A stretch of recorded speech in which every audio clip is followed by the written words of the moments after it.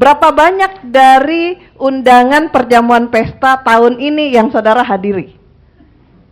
Apa semua? Mungkin ada yang boleh angkat tangan, semua pernah ikut 100% dari undangan. Pasti kita akan jadi orang yang sangat sibuk ya, kalau kita melakukan itu. Nah, pelajaran kita pada siang hari ini adalah sesuatu atau perumpamaan Tuhan Yesus tentang sebuah pesta.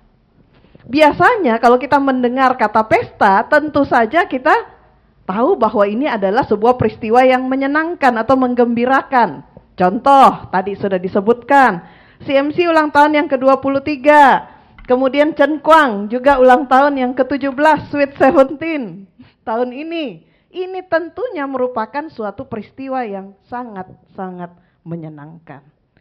Tetapi ada satu perumpamaan Tuhan Yesus dari seri yang kita pelajari selama 2 bulan ini adalah sebuah perumpamaan tentang perjamuan kawin, tentang sebuah pesta, dan ini adalah pesta kawin. Nah, saya berharap Bapak Ibu, saudara-saudara semua sudah pegang Alkitab di tangan Bapak Ibu semua, supaya kita bisa mempelajari apa pelajaran yang Tuhan mau sampaikan buat kita melalui perumpamaan pesta ini. Mungkin banyak dari antara kita yang kurang lebih sudah tahu ceritanya. Tetapi yang saya mau kasih tahu adalah perumpamaan tentang perjamuan kawin ini adalah satu perumpamaan dari semua perumpamaan Tuhan Yesus yang paling tragis. Kenapa paling tragis dan menyayat hati, paling serius? Karena perumpamaan ini dimulai ceritanya dengan sebuah pesta, tapi kemudian berakhir dengan penghakiman. Dimulai dengan sebuah undangan kasih, tapi berakhir dengan kegelapan yang paling gelap. Nah, sebelum kita baca ini, sedikit background ketika Yesus menceritakan hal ini.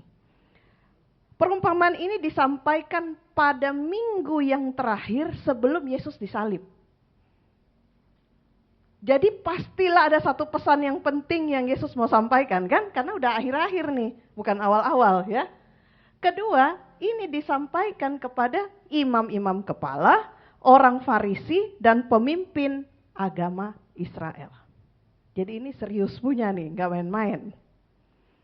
Ternyata perumpamaan ini nanti kita akan lihat merupakan suatu gambaran besar tentang sejarah keselamatan, tentang penolakan terhadap Injil, tentang bagaimana Kristus bekerja, pembenaran oleh iman, pengudusan, penghakiman, pemeriksaan, dan terutama buat kita yang paling penting adalah tentang kondisi gereja di akhir zaman.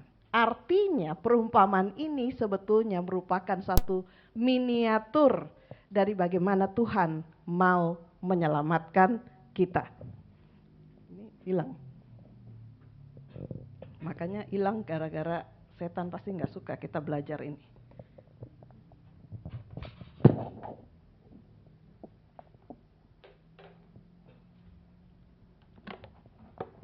Oke, mari kita buka dari Alkitab kita, mulai Matius 22 ayat 1 dan 2. Kita mulai sama-sama. Alangkah baiknya kalau saudara-saudara bisa baca langsung dari Alkitab, tapi bagi yang nggak punya bisa baca di layar.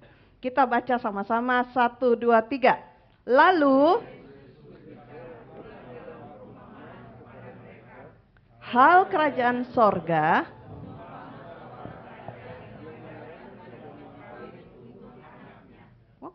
hal kerajaan sorga seperti seorang raja yang bikin pesta kawin untuk anaknya. Ayat 3, 1, 2, 3.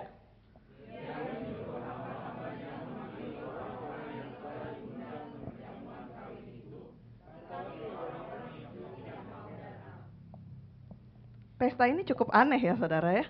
Kalau ada seorang misalnya presiden kita, Pak Prabowo bikin pesta dan kemudian kasih undangan, menurut saudara, saudara akan berjuang banget untuk datang atau enggak? Kalau seandainya mungkin yang undang itu orang di pinggir jalan atau apa kita nggak kenal, oke lah. Tapi ini seorang raja mengundang, memberikan undangan Tapi menariknya, orang yang diundang itu nggak mau datang. Bukan ada 100 yang diundang, 99 datang dan satu enggak. Ini enggak, semuanya nggak mau datang. Ini tragis sekali pestanya. Nah, di sini kita bisa lihat bahwa penyelenggara dari perjamuan ini adalah raja. Raja melambangkan Allah Bapa. Dan perjamuan ini bukan sekedar pesta, tetapi adalah sebuah undangan keselamatan dari sorga. Dari sini juga kita bisa belajar bahwa, lihat nih, yang ambil inisiatif untuk menyelamatkan kita itu bukan kita. Tuhan, Raja kita yang mau menyelamatkan kita. Kita masih berleha-leha dalam dosa. Tapi kalau Tuhan biarkan kita, udah selesailah nasib kita. Tapi Tuhan tidak tunggu manusia kita yang cari dia. Tapi Tuhan yang cari dan mengundang kita. Luar biasa kan Tuhan kita ini? Sekarang, ini acaranya apa sih? Tadi siapa yang menyelenggarakan? Ini acaranya apa? Ini adalah acara pernikahan anak raja. Di sini anak raja ini melambangkan Yesus Kristus. Sedangkan acara pernikahan sendiri adalah simbol persatuan Kristus dengan umat tebusannya. Yang percaya, orang yang percaya kepada dia. Itulah sebabnya gereja disebut juga sebagai mempelai Kristus. Saudara, dari cerita ini kita akan melihat bahwa keselamatan itu bukan hanya berarti lolos dari neraka. Banyak orang yang pergi gereja karena takut masuk neraka. Bukan saudara, bukan hanya lolos dari hukuman. Tapi keselamatan itu adalah sebuah hubungan yang sangat indah. Hubungan kasih yang sejati antara Kristus dan manusia. Di dalam buku perumpamaan Tuhan Yesus dikatakan bahwa perjamuan, pesta itu bukan cuma ngundang makan-makan. Tapi pesta itu melambangkan berkat-berkat keselamatan melalui Yesus Kristus. Apa itu? Yaitu Injil. Injil adalah kabar baik. Injil adalah undangan dan bukan paksaan. Kita nggak bisa bilang, kamu mau selamat, harus sekarang, harus dibaptis. Nggak seperti itu kan? Tapi Tuhan mengundang, bukan memaksa. Tuhan kita bukan Tuhan pemaksa yang mau menyeret manusia masuk sorga. Tapi dia undang, dia ingatkan terus.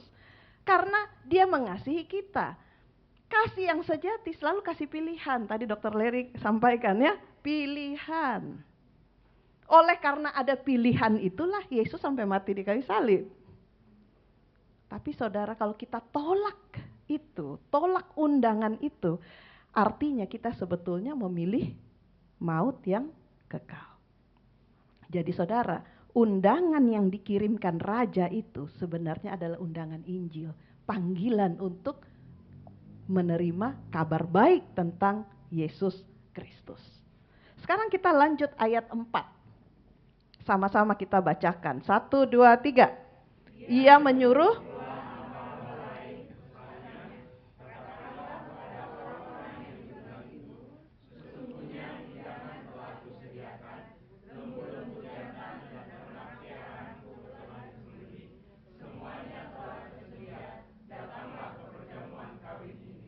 undangan pertama dikirimkan. Ada yang mau datang? Ada. Padahal undangan kedua juga udah dikirimkan. Gak ada juga yang mau datang. Padahal makanannya udah tersedia. Kayak sebentar nih ya, kita ada makan siang untuk ucapan syukur ulang tahun. Sudah diundang, gak ada yang datang. Coba bayangkan seperti itu. Nah, kita lihat, kita cari tahu dari dalam Alkitab kenapa sih mereka menolak undangan. Apa masalahnya? Kan ada makanan, minimal kalau nggak gimana-gimana minimal datang untuk makan. Iya kan? Ini nggak mau, menolak undangan. Ayat 5, 1, 2, 3.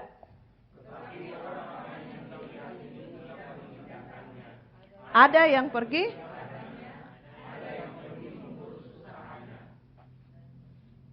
Jadi mereka nggak mau datang karena sibuk.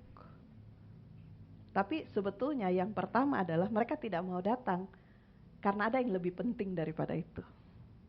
Lebih mencintai dunia. Lebih mencintai, lebih ngurus usahanya. Mereka tidak menolak undangan itu karena kurang bukti dari Alkitab, kurang bukti dari peristiwa-peristiwa dunia ini bahwa Yesus itu memang adalah Mesias. Bukan itu. Tapi karena hati mereka masih terikat pada dunia. Jadi masalah dengan manusia sebetulnya bukan karena kurang pengetahuan, tapi mencintai hal yang salah. Siapa yang nggak tahu yang duduk di sini bahwa Yesus itu adalah juru selamat? Semua tahu. Tapi berapa kali di dalam pilihan hidup kita, kita memilih dia, gantinya memilih diri kita sendiri. Itu cerita yang lain. Alasan kedua yang tadi saudara sebutkan, terlalu sibuk. Bahaya terbesar, salah satu bahaya yang terbesar adalah distraksi. Mereka tidak tolak Tuhan, hanya terlalu sibuk.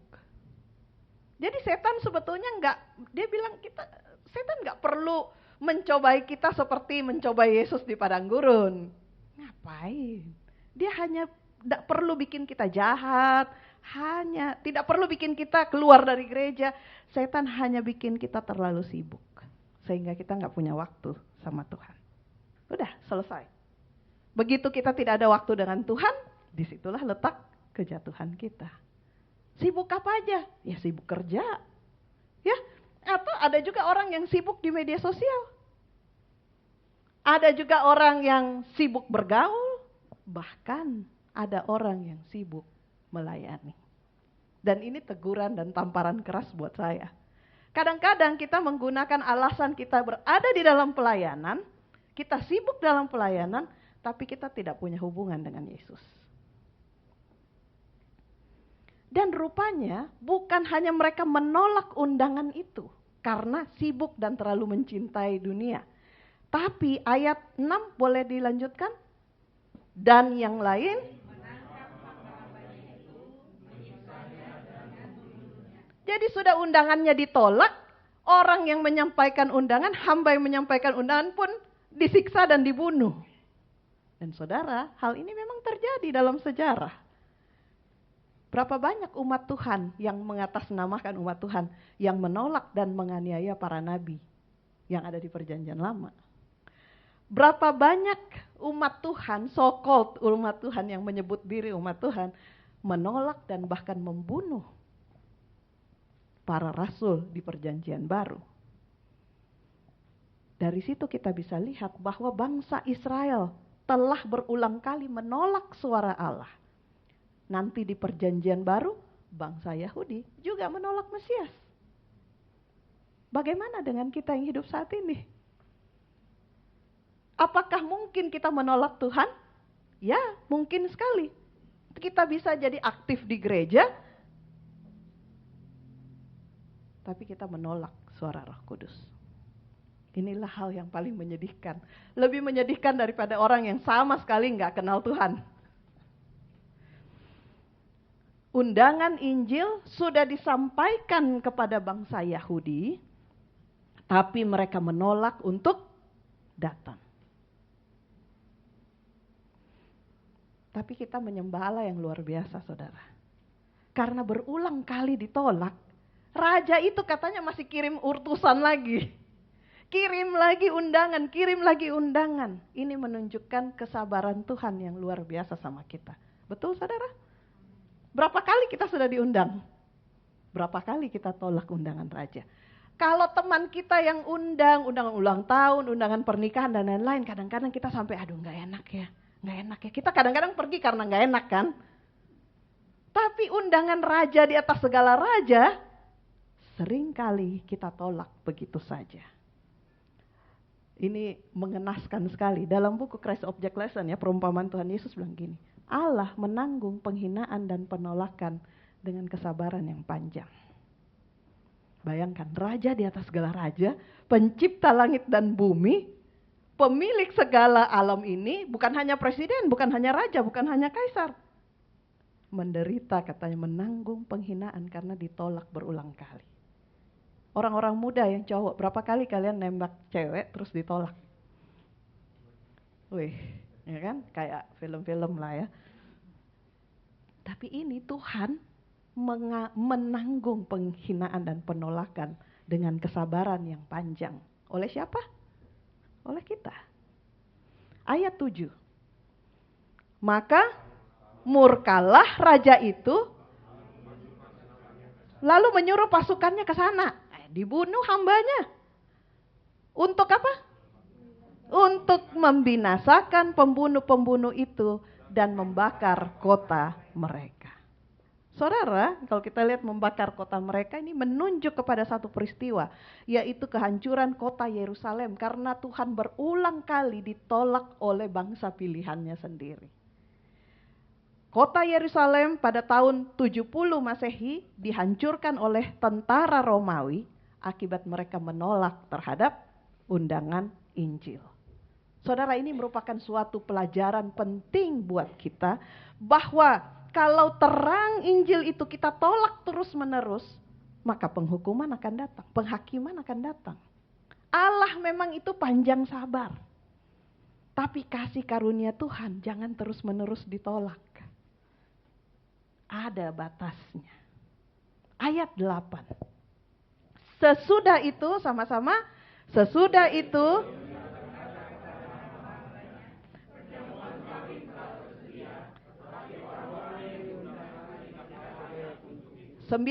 langsung. Sebab itu,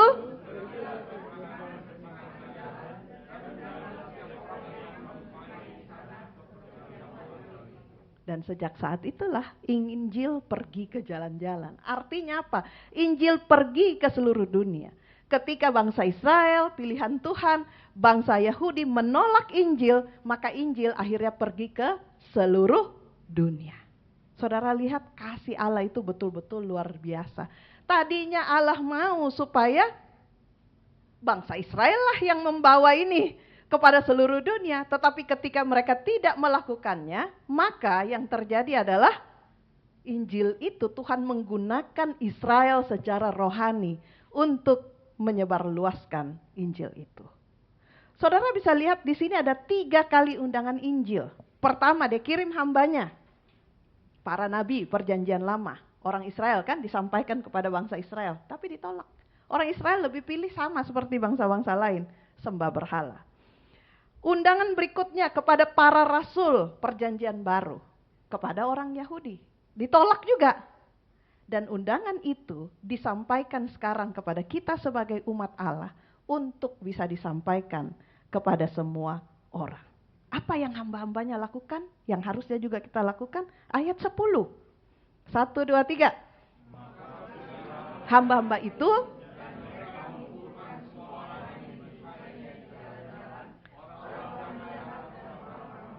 sehingga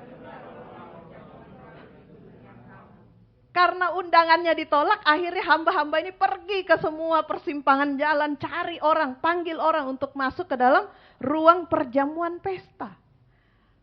Apa hanya orang baik yang dipanggil? Tidak. Artinya Injil bukan hanya untuk orang baik, bukan hanya untuk orang kaya, bukan hanya untuk orang terpelajar, atau orang yang kelihatannya rohani. Tetapi undangan Injil adalah untuk semua manusia dan tidak dibatasi lagi oleh suku atau ras atau status atau berapa banyak rekening saudara di bank. Saudara, banyak orang yang datang ke gereja yang punya ekspektasi bahwa gereja itu tempatnya orang-orang suci. Orang-orang benar semua. Saudara perhatikan undangan Injil ini tidak dikasih kepada hanya orang baik loh. Yang masuk ke dalam ruang pesta itu ada orang baik, ada orang jahat. Dengan demikian, gereja ini bukanlah sebetulnya kumpulan dari orang-orang yang sempurna. Tetapi gereja adalah tempat berkumpulnya orang-orang yang menyadari kita ini berdosa. Kita butuh Yesus jadi juru selamat kita. Jadi saudara, ketika kita di dalam gereja dan kita mulai lihat, oh si ini begini, si ini begitu. Saudara, sadarilah bahwa gereja adalah bengkel, bukan showroom. Kita sama-sama sedang bergumul untuk bisa hidup benar, untuk bisa menurut kepada Tuhan. Gereja adalah tempat gandum dan lalang tumbuh bersama. Orang baik, orang jahat tumbuh sama-sama. Tidak seorang pun layak masuk karena kebaikannya sendiri. Dan kita datang ke gereja bukan karena kebenaran kita, tetapi karena kasih karunia Kristus. Lebih lanjut, kutipan di dalam buku Perumpamaan Tuhan Yesus katakan, baik orang baik maupun orang jahat itu semua dikumpulkan dalam gereja. Dan dibutuhkan waktu untuk bisa menyatakan karakter. Lalang, kita sudah belajar perumpamaan gandum dan lalang ya. Tidak langsung di lalangnya, kalau ditebang ya langsung gandumnya juga habis. Ya, dibiarkan tumbuh sama-sama. Sampai waktu akhir nanti. Ayat 11 dan 12 sama-sama kita baca. Ketika ia melihat, ia berkata,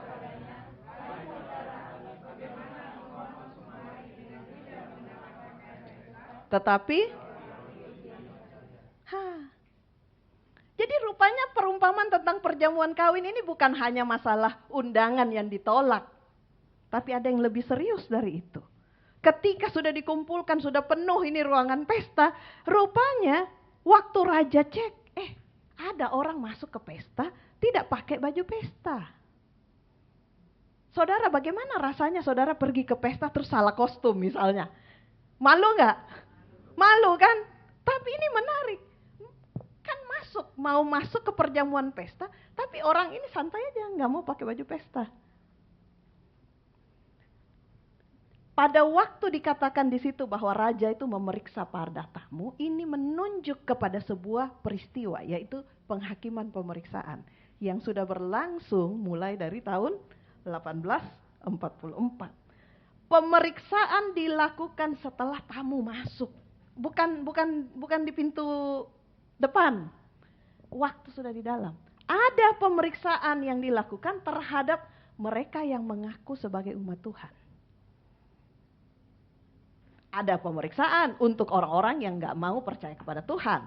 Tetapi secara khusus perumpamaan ini menunjuk kepada orang-orang yang sudah mengaku sebagai umat Tuhan, tapi masuk ke perjamuan pesta gak pakai baju pesta. Ini menunjuk kepada penghakiman pemeriksaan sebelum kedatangan Yesus yang kedua kali. Pemeriksaan tamu-tamu pada pesta itu melambangkan peristiwa pekerjaan penghakiman. Di sini raja kemudian menemukan ada orang yang gak pakai baju pesta. Orang ini udah masuk dalam ruangan perjamuan, bukan di luar, sudah masuk. Artinya orang ini bukan orang luar.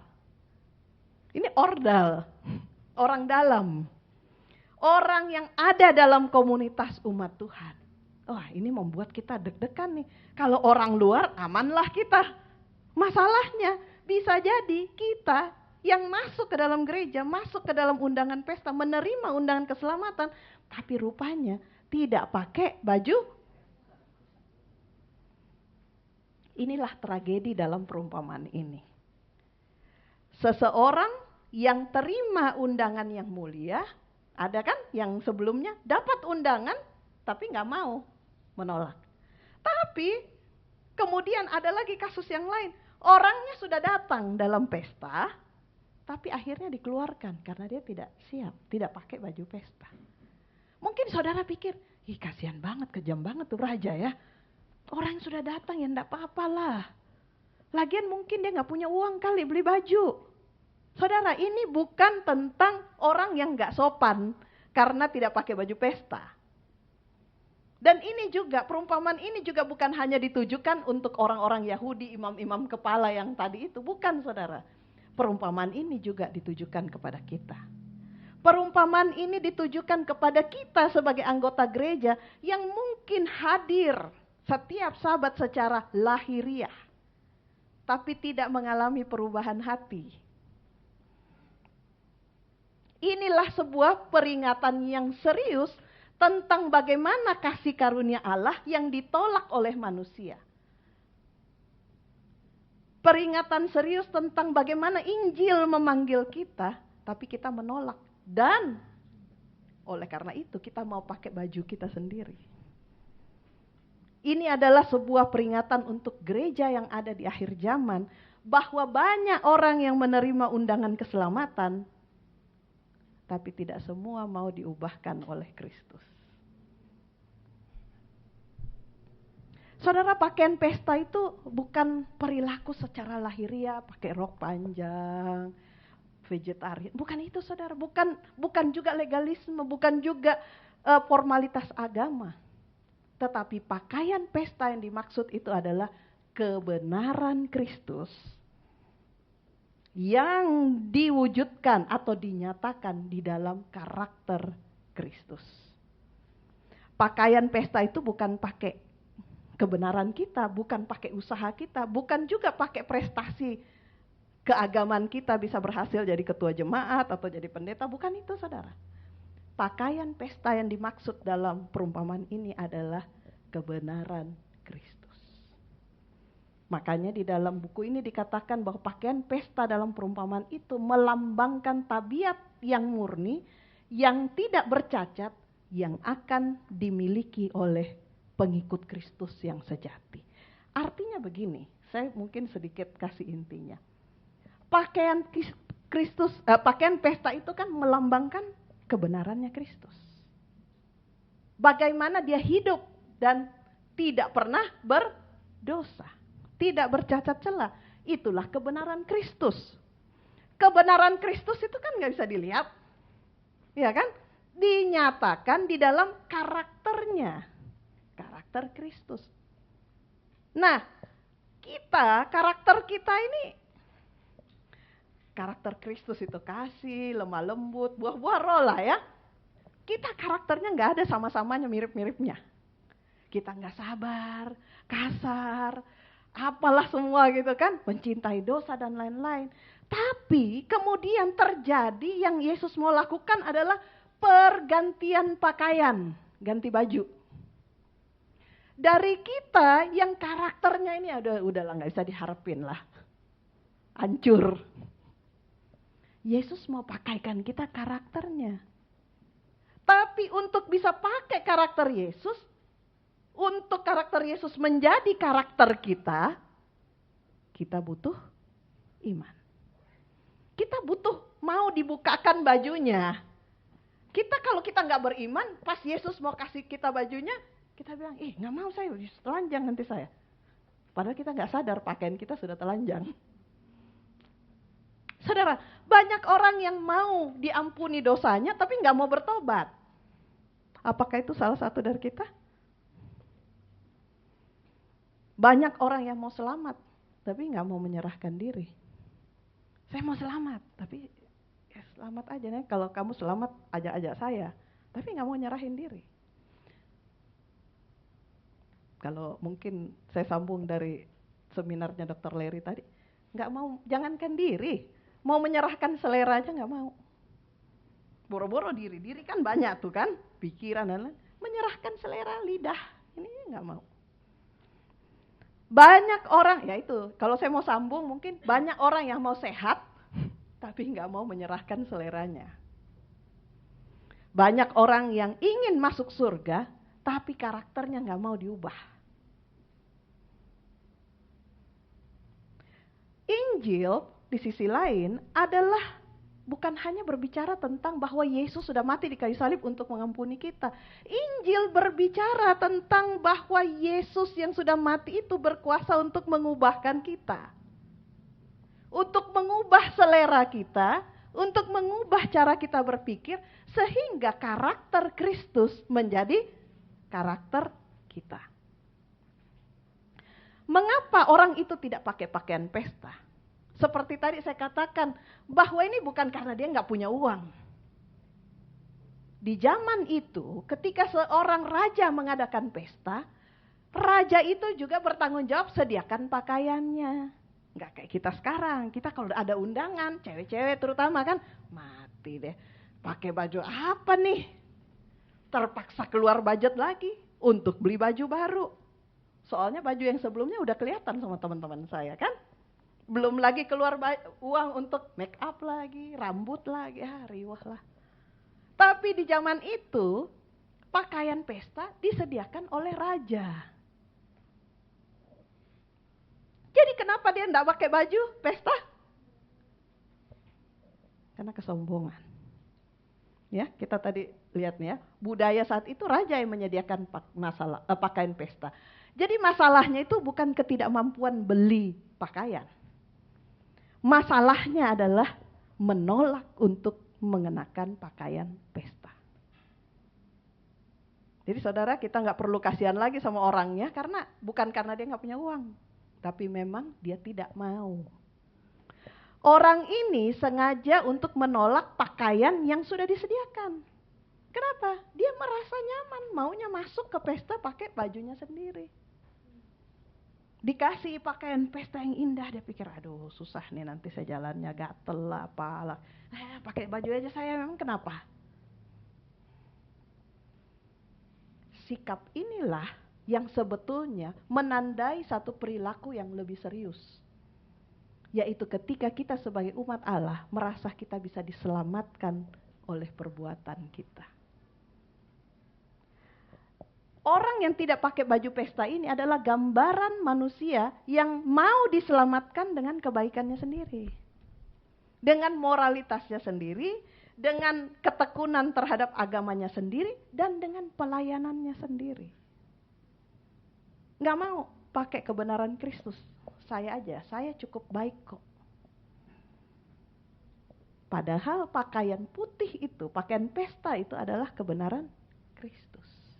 Dan inilah tipuan setan kepada kita. Kita selalu berpikir bahwa, oh karena saya sudah aktif di gereja, ya kan? Karena saya sudah menyanyi, saya sudah membawakan acara, saya sudah datang gereja setiap Sabat, maka itu sudah cukup membuat saya selamat.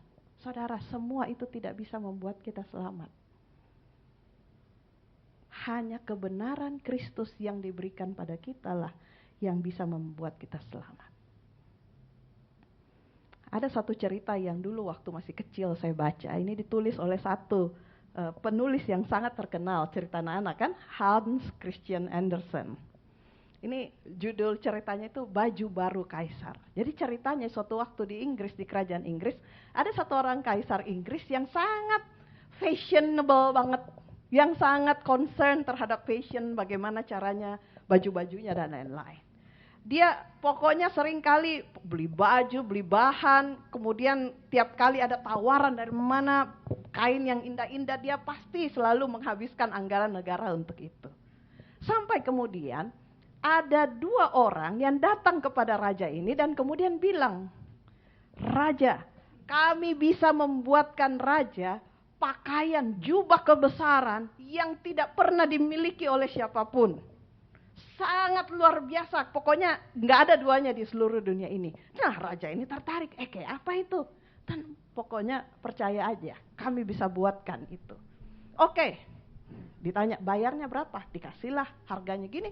Dan karena raja ini sangat suka terhadap fashion, dia bayarlah. Dikasih waktu 1 bulan, bikin itu baju. Mereka bekerjalah di situ. Tapi raja pikir, benar nggak nih 2 orang kerja? Kemudian dia suruh menterinya, kamu pergi lihat ke sana tuh. Kayak apa sih itu bajunya? Soalnya ini pasti baju yang luar biasa. Saya percaya kepada 2 orang itu, mereka akan bikin baju yang luar biasa. Sang menteri pergilah ke tempat kerja dari 2 orang ini. Waktu dia sampai di tempat kerja 2 orang ini, 2 orang ini bilang, Pak Menteri, ini silahkan, mari lihat. Dan pada waktu mereka memperlihatkan, lihat kan, bagus sekali kan bajunya, aduh luar biasa bagus. Si menteri ini waktu lihat itu, di gantungan itu, dia sebenarnya nggak lihat apa-apa, nggak ada apa-apa. Cuma dalam hatinya dia pikir, aduh, apa mata saya yang salah ya? Kok mereka bilang ini bagus sekali, mata saya kali yang salah. Aduh, kalau saya balik ke raja dan kemudian saya bilang, kok nggak ada apa-apa yang saya lihat raja, bisa-bisa saya dihukum kan? Jadi akhirnya dia balik ke raja. Raja tanya, bagaimana itu baju, bagus nggak? Bagus sekali raja, aduh warnanya luar biasa indah. Oke. Seminggu. Minggu kedua, si raja kirim lagi menteri yang lain. Pergi lagi lihat sudah sampai mana tuh baju. Menteri yang lain itu datang. Dan kemudian kedua orang penipu ini mulai lagi ceritakan, kamu lihat ini jahitannya luar biasa bagus, bercahaya, seperti ini menggunakan benang emas dan lain-lain. Menteri ini juga pikir, apa ya? Kok saya nggak lihat apa-apa? Tapi sama, dia pikir kalau saya bilang sama raja nggak ada, ini marah ini raja. Jadi dia balik lagi ke raja, bilang, wah luar biasa raja, itu jubah yang sangat bagus, tidak ada duanya di dunia ini. Sampai akhirnya tibalah hari hanya. Mereka harus bawa itu kepada raja. Dan raja akan duduk di singgasananya di atas, bayangkan aja mungkin kalau zaman sekarang itu kayak di balkonnya istana Buckingham kali gitu kan. Mau keluar nih.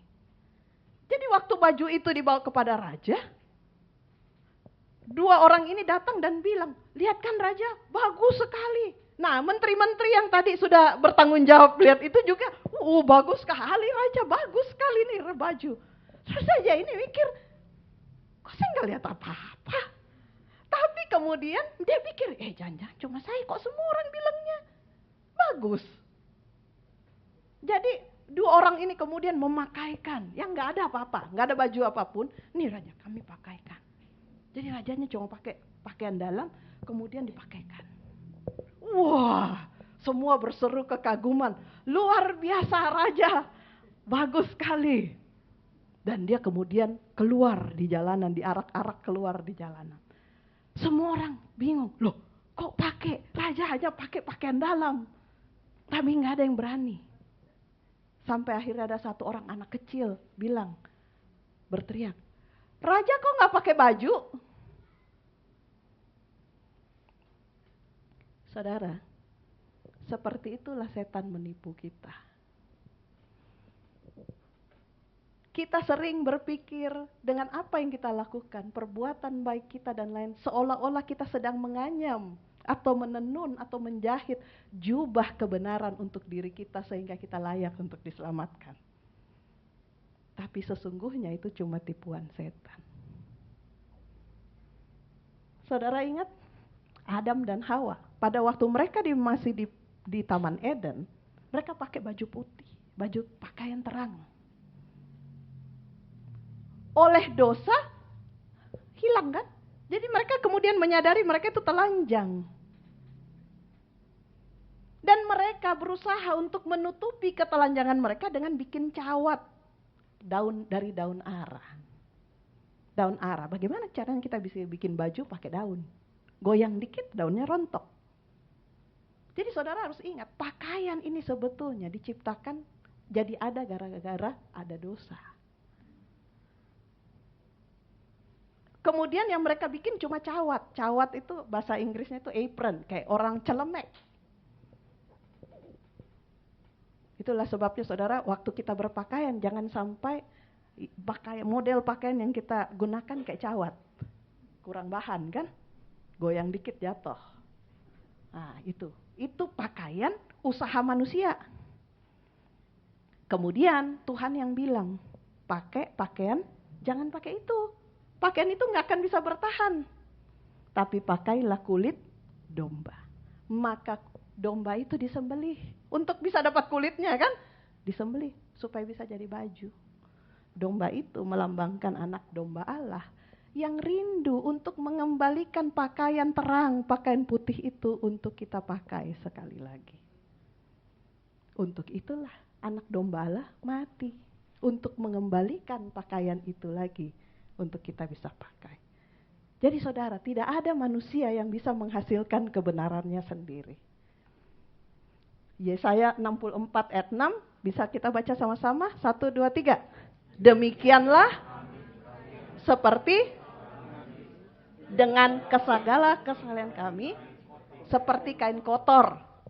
Kami sekalian menjadi layu seperti daun, dan kami lenyap oleh kejahatan kami, seperti daun dilenyapkan oleh angin. Kesalehan kita, seberapapun kita beribadah pada Tuhan, cuma kayak kain kotor. Pelajarannya, kenapa mereka nggak mau pakai pakaian dari raja? Satu tadi, kesombongan. Merasa saya bisa bikin baju sendiri. Baju saya lebih baik. Alasan yang kedua adalah ketika kita menganggap kasih karunia itu murahan. Artinya ini menunjuk kepada kekristenan tanpa pertobatan yang sejati. Banyak orang zaman ini bilang, yang penting percaya sama Tuhan, udah jangan terlalu fanatik lu. Ini adalah gambaran dari orang yang hadir di pesta, tapi tidak mau pakai pakaian pesta karena dia nggak hormat sama raja. Dia mau mendapatkan keuntungan dari istana raja, tapi dia nggak mau tunduk pada syarat kerajaan. Itu pun kita. Kita mau diberkati Tuhan, kita mau dapat damai sejahtera, kita mau hidup yang kekal, tapi kita tidak mau serahkan dosa. Padahal iman yang sejati menghasilkan perubahan karakter. Dan di dalam Christ Object Lesson dibilang bahwa kebenaran Kristus itu bukanlah jubah untuk menutupi dosa yang belum dilepaskan. Saya ada gambarnya nih. Saya taruhnya. Nah ini. Kita mungkin sering lihat seperti ini ya. Kita punya pakaian kotor dan Yesus mau memakaikan jubahnya kepada kita. Saudara tahukah gambar ini salah? Perhatikan tadi Christ Object Lesson. Kebenaran Kristus bukanlah jubah untuk menutupi dosa yang belum dilepaskan. Jadi untuk pakai jubah kebenaran Kristus, apa yang harus kita lakukan? Lepaskan dulu. Jubah kita yang berdosa itu, kayak kain kotor itu. Saudara, gereja Tuhan di akhir zaman ini mengalami satu krisis. Kenapa? Banyak orang tanpa pakaian pesta masuk dalam pesta. Inilah bentuk agama tanpa transformasi. Yang hanya jadi Kristen karena budaya atau warisan, ikut-ikutan. Agama transformasi bentuknya yang lain adalah jadi advent seremonial, acara, Pathfinder, apa lagi itu PA dan lain-lain, cuma ikut itu. Banyak aktivitas tapi nggak ada pertobatan. Cuma tahu tentang Tuhan tapi tidak punya pengalaman berjalan bersama dengan Kristus. Yang bahayanya saudara, itu tidak dikenali. Karena seseorang bisa saja berkhotbah, menyanyi, memimpin lagu, memimpin acara, aktif dalam pelayanan, tapi tidak mengenakan pakaian Kristus. Jadi saya bukan berbicara tentang saudara saja, tentang saya juga.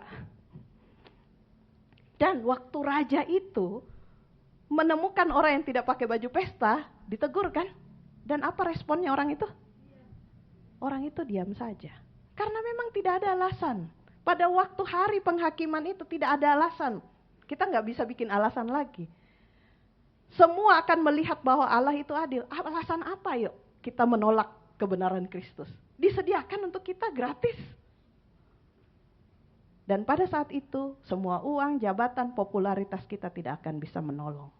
Dan pada hari itu tidak ada alasan yang dapat diberikan, yang kita bisa berikan, kenapa kita nggak pakai kebenaran Kristus. Pemeriksaan, penghakiman, pemeriksaan sebelum kedatangan Yesus yang kedua kali, Tuhan bukan hakimi berdasarkan nama gereja kita, berdasarkan jabatan di jemaat, atau penampilan luar, tetapi melalui karakter kita. Penghakiman itu bukan untuk kasih informasi sama Tuhan mana yang benar, mana yang salah. Tuhan sudah tahu. Tapi penghakiman menyatakan kepada alam semesta bahwa keputusan Tuhan itu adil. Kita harus lebih cepat. Ayat ke-13 sama-sama kita baca. 1, 2, 3. Lalu kata raja itu kepada hamba-hambanya dalam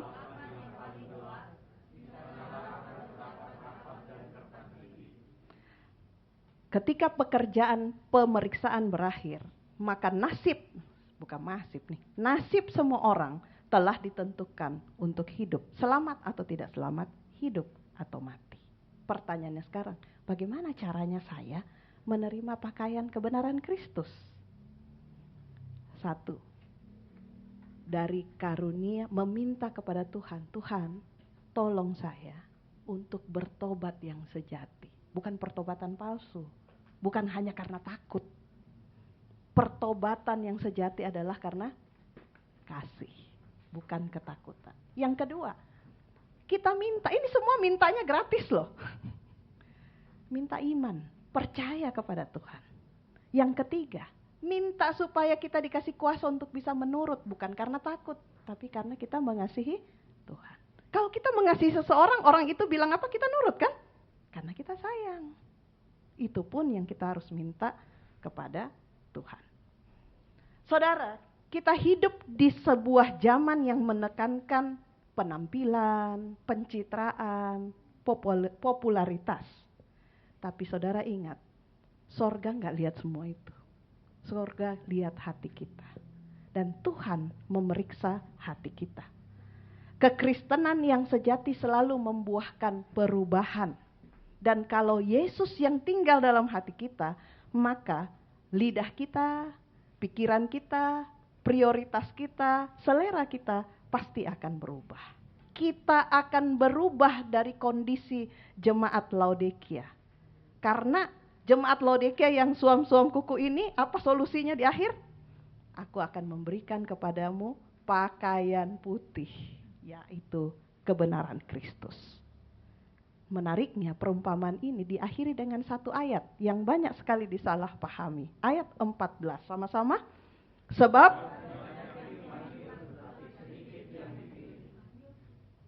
menarik ya, ini orang sama, kalau begitu ternyata banyak yang dipanggil untuk selamat, tapi Tuhan pilih-pilih siapa yang selamat. Bukan seperti itu ya saudara ya. Tuhan memanggil semua orang. Masalahnya adalah respon kita. Tapi tidak semua mau menerima pakaian Kristus, tidak semua mau bertobat, tidak semua mau disucikan, tidak semua mau menurut. Jadi bukan berarti bahwa ada orang yang ditakdirkan untuk binasa. Tapi yang dipilih adalah siapa saja, semua orang yang mau menerima undangan dan pakai pakaian pesta. Mereka yang dipilih adalah mereka yang melalui iman mengenakan jubah kebenaran Kristus. Jadi, ada 3 peringatan buat kita saat ini. 1, jangan tolak undangan Tuhan. Jangan tunda. Mungkin saudara nggak tolak, tapi saudara tunda terus. Tuhan sudah lama panggil kita untuk bertobat, untuk memperbaiki hidup, untuk memulihkan mezbah doa kita di rumah kita mungkin, dan terutama untuk meninggalkan dosa kita yang tersembunyi. Jangan tunda, karena waktunya sudah singkat. Yang kedua, kekristenan bukan hanya hadir di gereja. Ingat, hadir di pesta saja tidak cukup. Tapi pertanyaannya, apakah kita sudah pakai pakaian Kristus? Apakah hati kita sudah diubahkan? Apakah kita sungguh mengenal Yesus atau cuma tahu tentang Dia? Atau apakah kita hidup dalam pertobatan setiap hari? Yang ketiga, jangan lupa saudara, terima pakaian Kristus setiap hari. Karena kita tidak ada yang benar dari dalam diri kita. Kebenaran Kristus harus kita terima dengan iman, penyerahan, dan hubungan setiap hari dengan Yesus. Kita tidak bisa bikin diri kita ini layak untuk diselamatkan. Hanya Kristus yang bisa mengubah kita. Jadi sebagai rangkuman, perumpamaan ini sebetulnya adalah sebuah nubuatan terakhir kepada bangsa yang menolak Tuhan. Lihat ya simbolnya. Raja yang bikin pesta, Allah Bapa yang mengundang kan. Anak raja itu Yesus Kristus. Undangan pertama diberikan kepada bangsa Israel, kemudian bangsa Yahudi. Ditolak, itu penolakan terhadap Mesias. Penganiayaan, utusannya dibunuh, hamba-hambanya dibunuh, penganiayaan nabi dan rasul. Kota dibakar, itu kehancuran Yerusalem. Kemudian undangan ke jalan-jalan, Injil disampaikan ke semua bangsa. Pemeriksaan pakaian itu adalah penghakiman pemeriksaan. Tamu tanpa pakaian pesta, ini Kristen nominal yang tadi ya, cuma bilang Kristen tapi tidak ada perubahan. Kegelapan luar itu artinya kebinasaan terakhir. Saudara, bahaya yang terbesar saat ini adalah agama tanpa Roh Kudus. Kita bisa hafal Mazmur 119. Kita bisa aktif dalam pelayanan dan terlihat rohani, tapi kosong di dalam. osteoporosis rohani. Banyak orang Kristen yang seperti pengemis di istana raja, mau diselamatkan tapi tidak mau diubahkan. Saudara, sedikit waktu lagi. Ya, karena kemarin saya ulang tahun jadi saya banyak merenung. Terima kasih. Saya melihat bahwa kegagalan-kegagalan di dalam 54 tahun hidup saya adalah karena saya tidak pakai pakaian pesta pada waktu itu. Karena saya tidak memakai jubah kebenaran Kristus. Kebodohan-kebodohan, keputusan-keputusan yang salah yang saya buat di dalam 54 tahun ini, ketika saya mau berusaha dengan kepintaran saya sendiri, kekuatan saya sendiri, dan kebenaran saya sendiri. Tapi saya bersyukur karena raja itu masih terus mengundang. Dan undangan ini bukan hanya terbuka untuk saya, terbuka untuk saudara-saudara semua orang. Pesan dari perumpamaan yang kita belajar pada hari ini adalah, saudara jangan hanya datang ke gereja, pakai pakaian Kristus, pakai kebenaran Kristus. Karena raja akan memeriksa para tamu, dan hanya mereka yang mengenakan jubah kebenaran Kristus yang akan tinggal dalam sukacita perjamuan anak domba. Di Wahyu 19 ayat 7-8 dikatakan bahwa karena perkawinan anak domba telah tiba dan pengantinnya telah siap sedia, dan kepadanya dikaruniakan supaya memakai kain lenan halus yang berkilau-kilauan dan putih bersih. Dikasih keterangan, lenan halus itu adalah perbuatan benar dari orang-orang kudus. Mungkin saudara pikir, perbuatan orang. Saudara, kita lihat Yesaya 61 ayat 10. Kenapa orang-orang kudus itu bisa berbuat benar? Karena Yesus mengenakan pakaian keselamatan kepadaku dan menyelubungi aku dengan jubah kebenaran. Menjadi doa dan harapan saya agar kita semua bukan hanya menjadi seorang Kristen di depan di gereja, tetapi sungguh-sungguh bersedia untuk diubahkan, melepaskan dosa kita, sehingga kita dapat menerima pakaian kebenaran Kristus. Oleh karena itu, berapa banyak dari saudara yang rindu untuk diubahkan? Yang rindu bukan hanya sekedar jadi tercatat namanya di dalam keanggotaan jemaat. Yang rindu bahwa Tuhan saya mau untuk melepaskan dosa saya. Dosa-dosa kesayangan yang hanya saudara dan Tuhan yang tahu. Tapi mulai saat ini, saya mau melepaskan pakaian saya yang kotor, supaya Yesus dapat memakaikan kepada saya pakaian kebenarannya. Bagi saudara yang rindu, saya undang saudara untuk berdiri. Dan kita akan berdoa bersama-sama.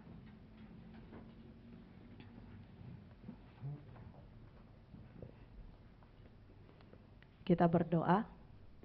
Ya Tuhan Bapa kami yang di sorga,